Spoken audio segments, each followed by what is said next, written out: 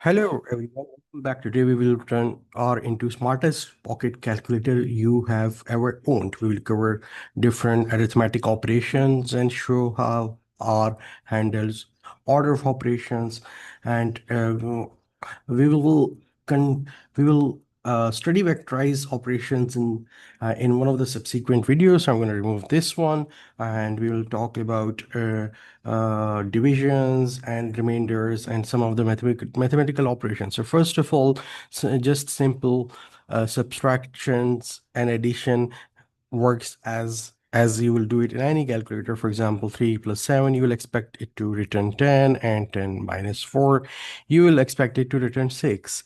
In the same way, multiplication uses the asterisk sign. Therefore, if I use 5 asterisk 6, then it's going to return 30, which is 5 into 6. And the division is uh, uh, represented by this slash sign. So for example, if I have 22 slash 7, then it's going to represent, it is going to return to me the answer, which is 3.142857.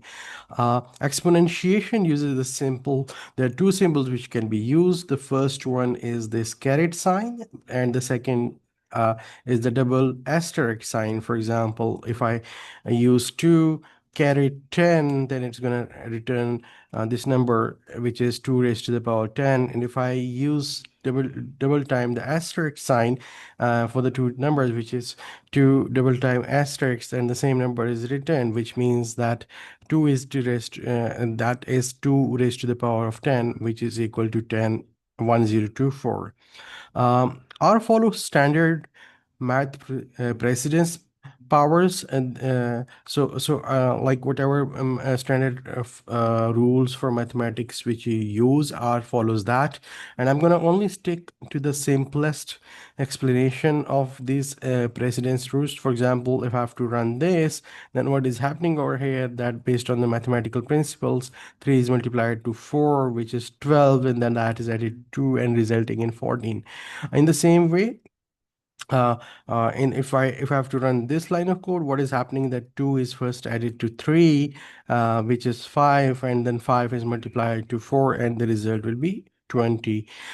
In addition to this, there are two special operators that are handles to whole number to for processing whole number division. Now the first, this operator, which essentially is the percentage sign slash percentage sign, gives the quotient, and the two percentage signs together that give the remainder. For example, if I have this percentage 22 followed by percentage slash percentage sign, then that gives you the quotient.